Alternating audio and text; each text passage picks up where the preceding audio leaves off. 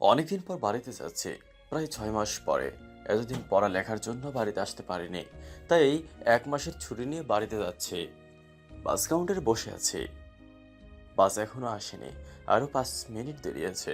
নির্ধারিত সময় বাস চলে আসলো। আমি বাসে উঠে টিকিট অনুযায়ী সিটে গেলাম। গিয়ে দেখি একটা মেয়ে বসে আছে। এক্সকিউজ মি, আপনি এই সিটে বসবেন না ওই সিটে বসবেন?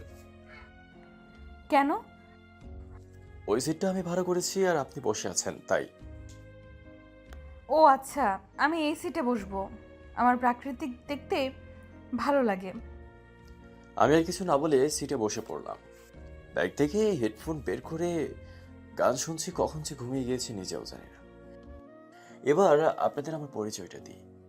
আমি তামিম, অনার্স 2য় বর্ষে পড়ি, চট্টগ্রামে। আমি বাবা মার 2 নম্বর ছেলে।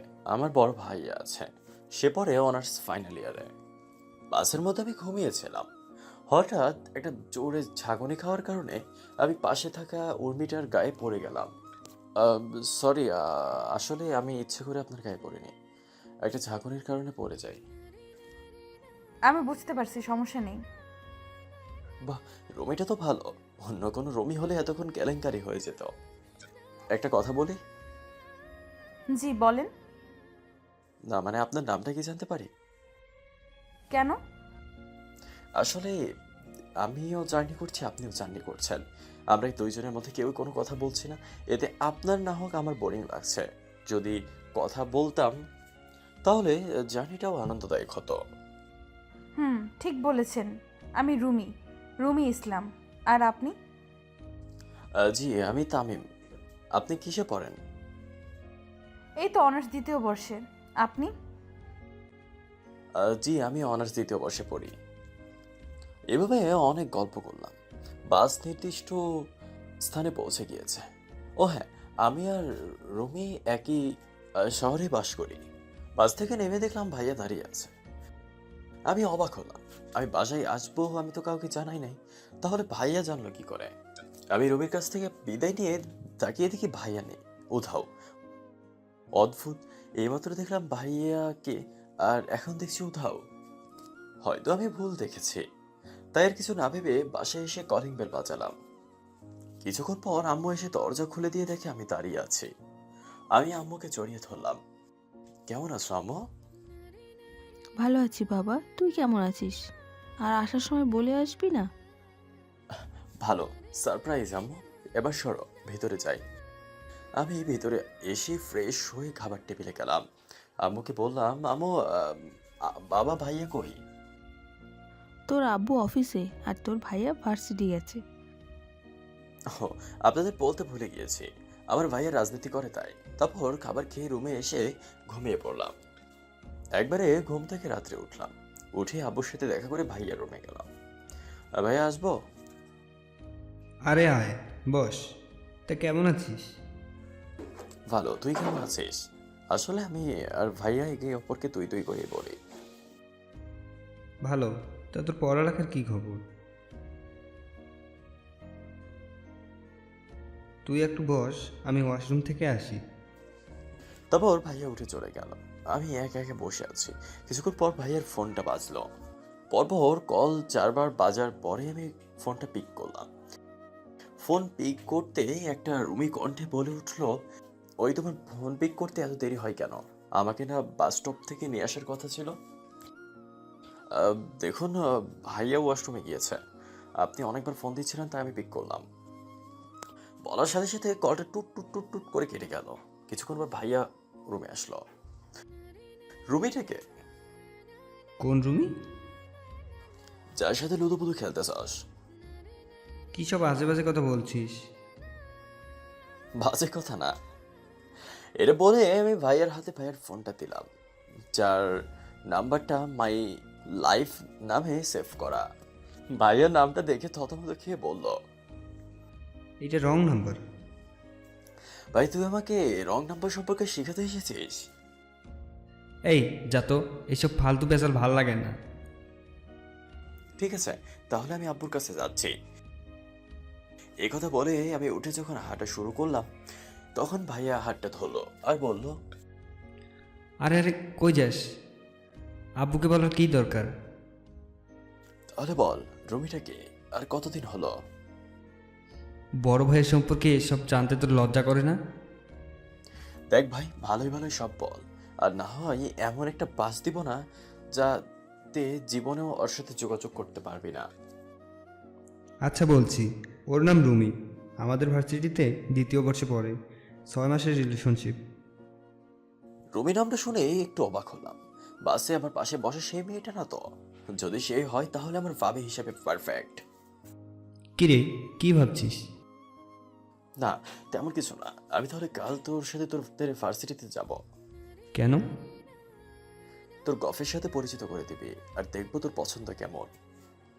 তারপর ভাইয়ের রুম থেকে বের হয়ে মামার রুমে গেলাম। আসবো আম্মু? আয়, কিছু বলবি? ভিতরে গিয়ে আম্মুর পাশে বসে বললাম, আম্মু তুমি বাসায় এত কাজ করো, তোমার কষ্ট হয় না? তা হয়, কিন্তু কেন?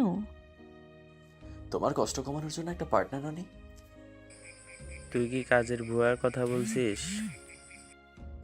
আমি বলি কি আর তোমরা বোঝো কি? তুই কি বোঝাতে চাচ্ছিস? আমি বলি এই বাড়িতে একটা ভাবির দরকার, মানে এই বাড়িতে একটা পুত্রবধূর দরকার। কিছুক্ষণ আব্বু আম্মু চুপ থাকলো, তারপর বলল, ভালো কথা বলছিস তো? আমি সবসময় ভালো কথা বলি। হুম, তা তোর ভাইয়ের কোন রুমই পছন্দ হয়েছে নাকি? আছে। কাল আগে ভাইয়ার সাথে দেখা করতে যাব, তারপর তোমাদেরকে বলবো। একথা বলে আমি আমার রুমে চলে আসলাম। রুমে এসে ভাবছি, বাসের সেই রুমিটা যদি হয় তাহলে ভালোই হবে। সবই মিলে যাচ্ছে, শুধু চেহারাটা যদি মেলে। যাই হোক, রাতের খাবার খেয়ে ঘুমিয়ে গেলাম। পরের দিন সকালে নাস্তা খেয়ে ভাইয়ার বাইকে উঠে ভাইয়ার ভার্সিটিতে যাচ্ছি। ক্যাম্পাসে ঢোকার পর সবাই আমাদের দিকে তাকিয়ে আছে। ওদিকে না তাকিয়ে ভাইয়াকে অনুসরণ করছি।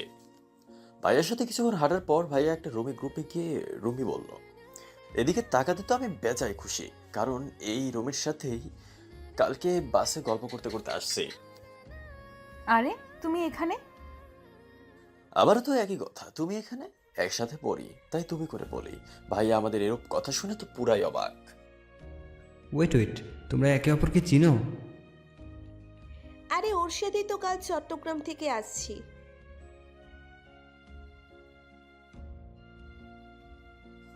ভাবি ভাইয়ার দিকে চোখ বড় বড় করে তাকিয়ে আছে। হয়তো ভাবছে নিজের গোফকে ছোট ভাইয়ের সাথে পরিচয় করিয়ে দিচ্ছে। তাহলে তুমি কালকে ভাইয়াকে ফোন দিয়ে ঝাড়ি দিচ্ছিলে, তাই তো দেখি ভাইয়াকে বাস স্টপে দেখে আবার উধাও হয়ে গেল।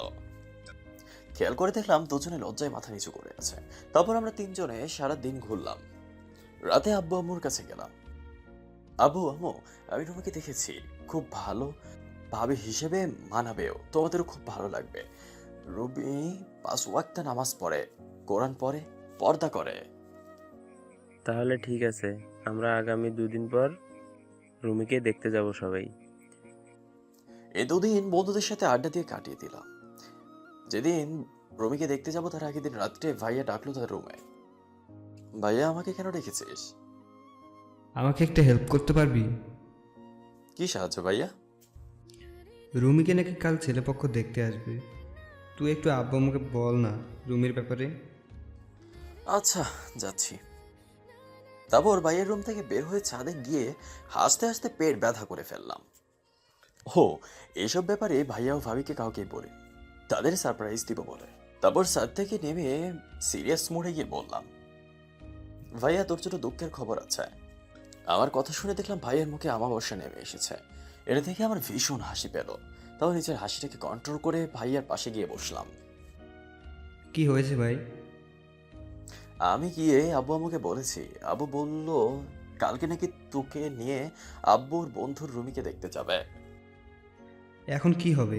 এদিকে রুমি চিন্তা করছে কাল তাকে দেখতে আসবে। ভাই, কিছু একটা কর প্লিজ। আমি কি করব? আব্বু বলেছে রুমি পছন্দ হলে নাকি আংটি পরিয়ে আসবে। আমার কথা শুনে দেখলাম ভাইয়ার প্রচুর মন খারাপ হলো। আমি আর ওখানে থাকতে পারলাম না। রুম থেকে বের হয়ে হেসে গড়াগড়ি খেয়ে একাকার অবস্থা করে ফেললাম। তারপর আমি ভাইয়ার রুমে গেলাম। ভাইয়া, আমি একটা বুদ্ধি পেয়েছি। কি বুদ্ধি? ভুলে গেলাম। দূর হয় এখান থেকে। আব্বুকে কাল বলি যে রুমি পছন্দ হলে যেন আংটি না পরাই, আর তুই ভাবিকে ফোন দিয়ে বল চিন্তা না করতে। তুই কি করবি? যা বলছি তাই কর। আচ্ছা। তারপর আমি ভাইয়ার রুম থেকে বের হয়ে নিচের রুমে চলে আসি। মোবাইলে গেমস খেলে সময়গুলো পার করে দিই। কিছুক্ষণ পর আম্মু রাতের খাবার খাওয়ার জন্য ডাক দিল। আমি খাবার খেতে গেলাম। খাবার খেয়ে এসে কিছুক্ষণ ফেসবুকিং করে ঘুমিয়ে গেলাম। পরের দিন সকালে ঘুম থেকে উঠে ফ্রেশ হয়ে নাস্তা করে নিলাম। তারপর কিছুক্ষণ বন্ধুদের সাথে আড্ডা দিয়ে 11টার দিকে বাড়িতে আসলাম। তারপর গোসল করে রেডি হয়ে নিচে আসলাম। তারপর ভাইয়ের হবু শ্বশুর বাড়িতে রওনা দিলাম। ভাইয়াকে দেখলাম মন খারাপ করে আছে। ভাইয়া, কিছুক্ষণ পর তুই নিজেই বিয়ে করার জন্য উতলা হয়ে যাবি। কি যাতা বলছিস? আমি বিয়ে করলে রুমিকেই বিয়ে করব। হায়রে ভালোবাসা। দেখ, হাসবি না, আমার কিন্তু খুব রাগ হচ্ছে। এভাবে কথা বলতে বলতে বাড়িতে চলে আসলাম। গাড়ি থেকে নেমে বাড়ির ভিতরে হাঁটা দিলাম। তখন ভাইয়া হুট করে থেমে গেল। কিরে, দাঁড়িয়ে গেলি কেন? এ বাসাটা কেমন চেনা চেনা লাগছে। আরে, এটা তো রুমিদের বাসা। এই 2 দিন রুমি ভাবির চিন্তা করতে করতে কি মাথা নষ্ট করে ফেললি নাকি? কার বাসাকে বলিস রুমিদের বাসা? ভাইয়া আর কিছু বললো না। ভেতরে গিয়ে রুমি ভাবির আব্বু আম্মুর সাথে কুশল বিনিময় করলাম। ভাইয়া আস্ত একটা গাধা। রুমি ভাবির সাথে প্রেম করে অথচ তার বাবা মাকেই চিনল না। আমি তো ভেবেছিলাম এখানেই ধরা পড়ে যাব। কিছুক্ষণ পর রুমি ভাবিকে নিয়ে আসা হলো। কিন্তু এ কি, দুজনই তো নিচের দিকে তাকিয়ে আছে। আরে হাদারাম, একটাবার সামনের দিকে তাকা। না, হবে না এভাবে, আমাকে কিছু একটা করতে হবে। কি ব্যাপার ভাইয়া ভাবি, তোমরা নিচের দিকে তাকিয়েছো কেন? এরপর দুজনে দুজনের দিকে তাকালো, আর তাকাতেই বড় সড় একটা টাস্কি খেলো। তারপর আমার দিকে দুজনের রাগী দৃষ্টিতে তাকালো। এদিকে আমি মুচকি মুচকি হাসছি। 7 দিন পর বিয়ের তারিখ ঠিক হলো। সেখান থেকে সব কাজ শেষ করে বাসায় ফিরলাম। বাসায় ফিরতেই ভাইয়া আমার কান ধরে তার রুমে নিয়ে গেল, দরজা বন্ধ করে দিল। আস্তে আস্তে আমার দিকে এগিয়ে আসছে ভাইয়া। আমার অবস্থা তো পুরাই কেরাসিন। ভাইয়া হাত উপরে তুললো। আমি সঙ্গে সঙ্গে চোখ বন্ধ করে ফেললাম। কিন্তু না, মায়ের দেয় নাই, আমাকে জড়িয়ে ধরলো। আমিও জড়িয়ে ধরে আছি। কিছুক্ষণ পর, তোকে অনেক অনেক ধন্যবাদ উম্মা। এটা কি ভাবির জিনিস আমাকে দিলা কেন? তুই খুব শয়তান হয়ে গেলি। ওসব কথা ছাড়, এখন আমার বকশিস দে। কিসের বকশিস? ও মা, যেই জল গড়িয়ে যাওয়ার কথা ছিল নদীতে, আমি সেই জলকে গড়িয়ে নিয়ে গেলাম সাগরে। এখন বলছিস কিসের বকশিস? আচ্ছা, এনে ধর। একথা বলে ভাই আমাকে 2000 টাকা দিল, আর আমি সেটা নিয়ে চলে গেলাম বন্ধুদের কাছে। প্রাণের বন্ধুদের নিয়ে একটা পার্টি দিব। একটা বন্ধু বলে উঠলো, কিসের পার্টি? আরে ভাইয়ার বিয়ে ঠিক হয়েছে, কিছুদিনের মধ্যে আমিও বিয়ে করে ফেলবো। তাড়াতাড়ি সবাইকে ফোন দে। এরপর আমরা সবাই মিলে অনেক আনন্দ করলাম। এভাবেই কেটে গেল আরো 7 দিন। আজকে ভাইয়ার বিয়ে। বাড়িতে আনন্দ বয়ে যাচ্ছে, চারিদিকে সাজসজ্জা। বিয়েটাও হয়ে গেল।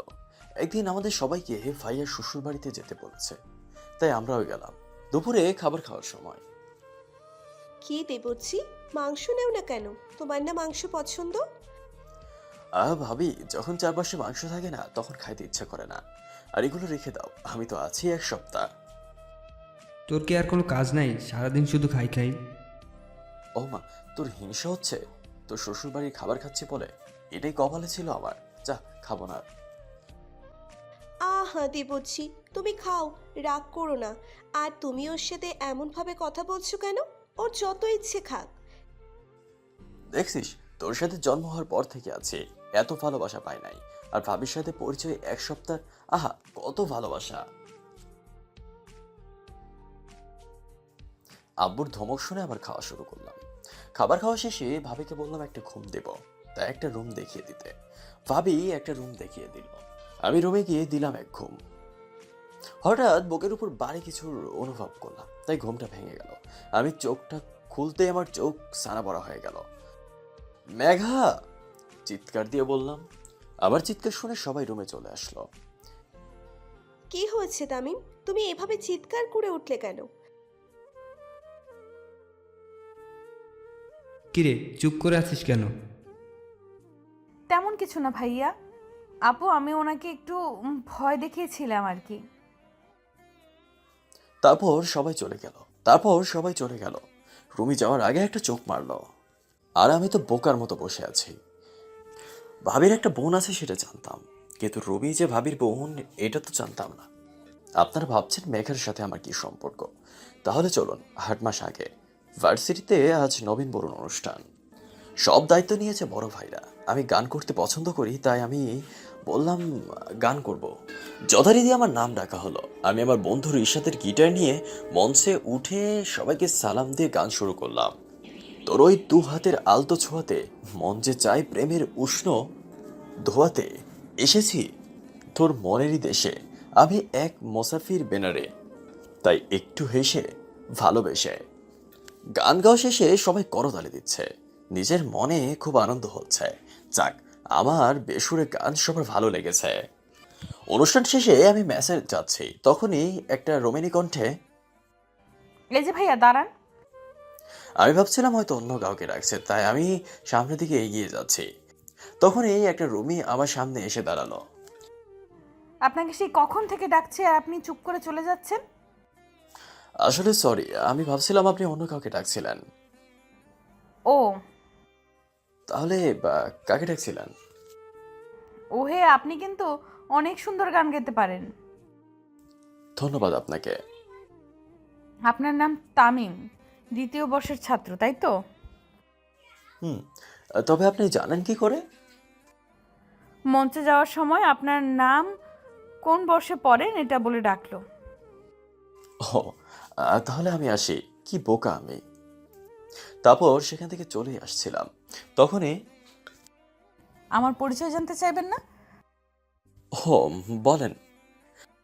আমি রুমি, 1ম বর্ষে পড়ি। তারপর আমি সেখান থেকে চলে আসলাম। পরের দিন ভার্সিটির গেট দিয়ে ঢোকার সময় সেই রুমি হাজির। কেমন আছেন ভাইয়া? ভালো, আপনি কেমন আছেন? ভালো। আর একটা কথা, আমাকে আপনি তুমি করে বলবেন, আমি আপনার জুনিয়র। এভাবে কথা বলতে বলতে রুমি মেঘার ক্লাসে, এভাবে যেদিনই ভার্সিটি আসি সেদিনই রুমি আমার সামনে আসে আর হাবিজাবি কথা বলে, কেমন আছি এই সেই। একদিন আমি ভার্সিটির গেট দিয়ে ঢুকছি, তখনই বালিকা এসে হাজির। কেমন আছেন? খটকা লাগলো। প্রতিদিন ভাইয়া বলে, আর আজকে ভালো। তুমি? ভালো। আচ্ছা, প্রতিদিন ভাইয়া বলতে আজকে ভাইয়া বললে না কেন? ভালোবাসার মানুষকে ভাইয়া বলা যায়। মানে ফেবা চাকা খেয়ে বললাম। মানে সোজা বাংলা কথা, আমি আপনাকে ভালোবাসি। 1000 ভোল্টের শর্ট খেলাম। বালিকা বলে কি, বালিকাকে আমার পিছন ছাড়াতে হবে, না হলে আমার জীবনটাকে তামা তামা করে ফেলবে। দেখো আমার গার্লফ্রেন্ড আছে, ডাহা মিথ্যা কথা বললাম। মিথ্যা কথা বলে লাভ নাই, আমি জানি আপনার কোনো গার্লফ্রেন্ড নাই, ইভেন কোনো ফ্রেন্ডও নাই। বালিকা দেখি আমার সব তথ্য নিয়ে মাঠে নেমেছে। এখন কি করি? উফ, মাথায় কিচ্ছু আসছে না। আমার ক্লাসে দেরি হয়ে যাচ্ছে, আমি যাই। মেয়েটাকে আর কোনো কথা না বলতে দিয়ে আমি সেখান থেকে চলে আসলাম। ক্লাস শেষে লুকিয়ে লুকিয়ে যাওয়ার চেষ্টা করছি, ঠিক তখনই কি ব্যাপার, চোরের মতো কোথায় যাচ্ছেন? কই, আমি চোরের মতো যাচ্ছিলাম? আমি তো মেসেজ যাচ্ছিলাম। তাহলে যাওয়ার সময় এদিক সেদিক উকিঝুঁকি দিয়ে কি দেখছিলেন?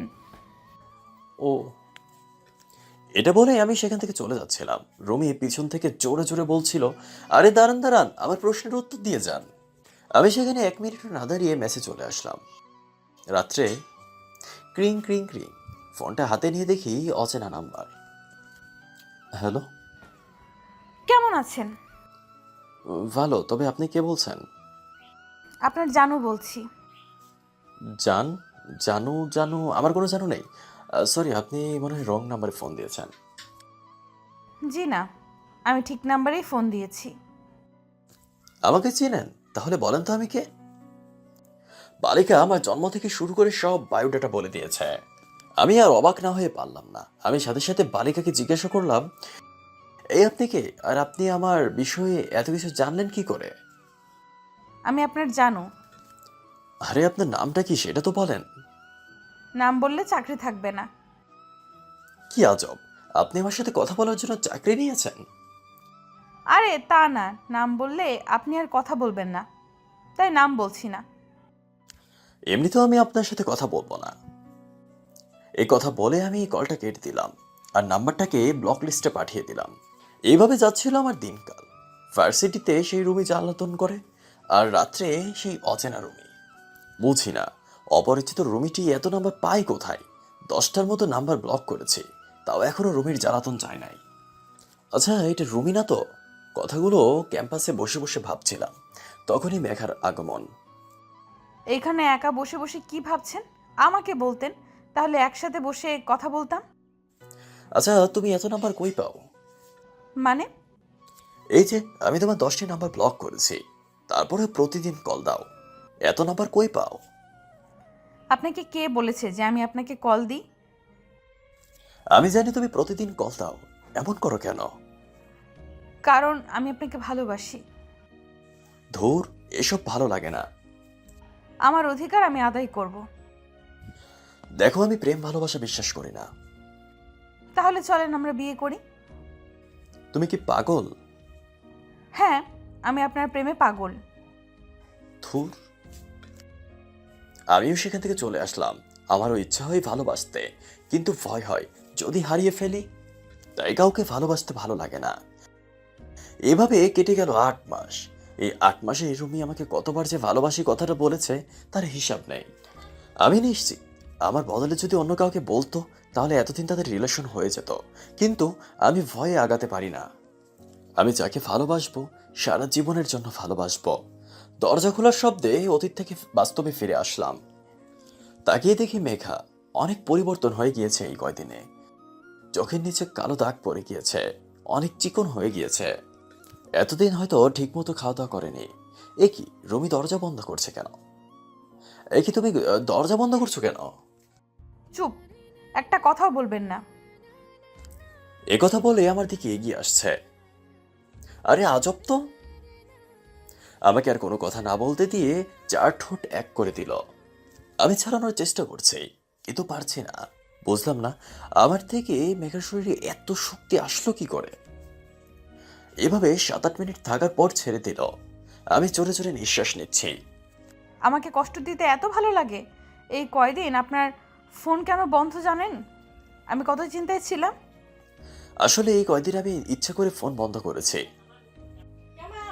আচ্ছা, একটা কথা বুঝলাম না, তুমি যদি ভাবির বোন হও তাহলে বিয়ের দিন তোমাকে দেখলাম না কেন?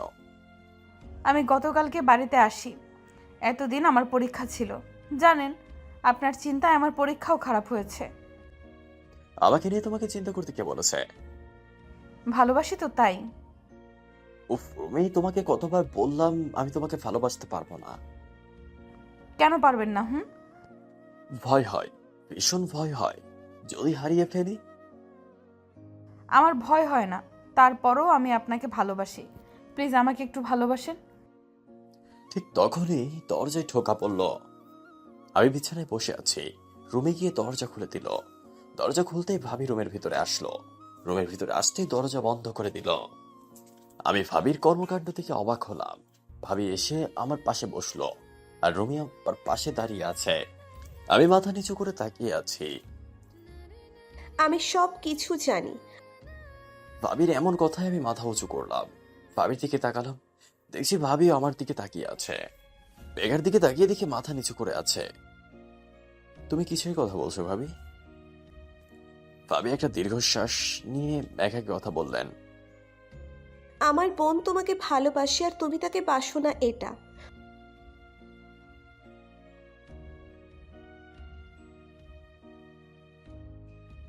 অবাক হচ্ছ তাই না?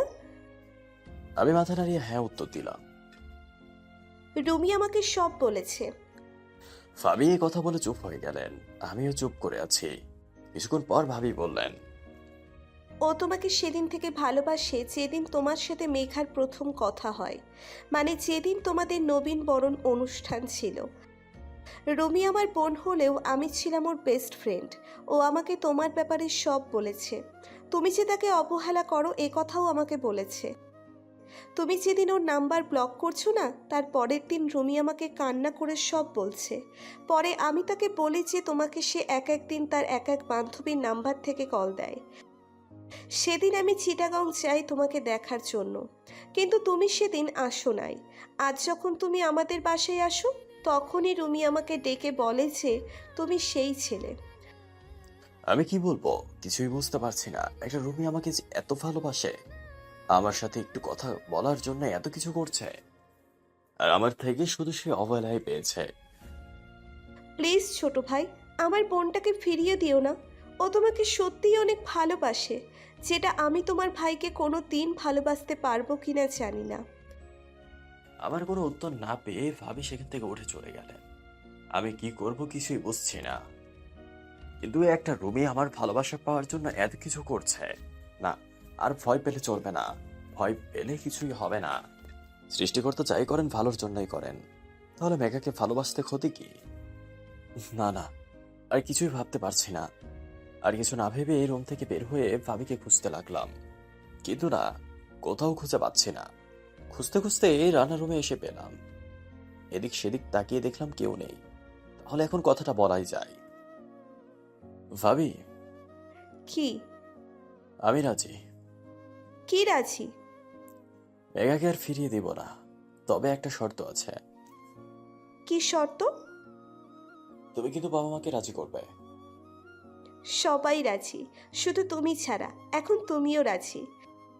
মানে সবাই রাজি কেমনে? তুই যেমন আমাদের জন্য করছিস, আমরাও তোদের জন্য করলাম। সত্যি লাভ ইউ ভাবি।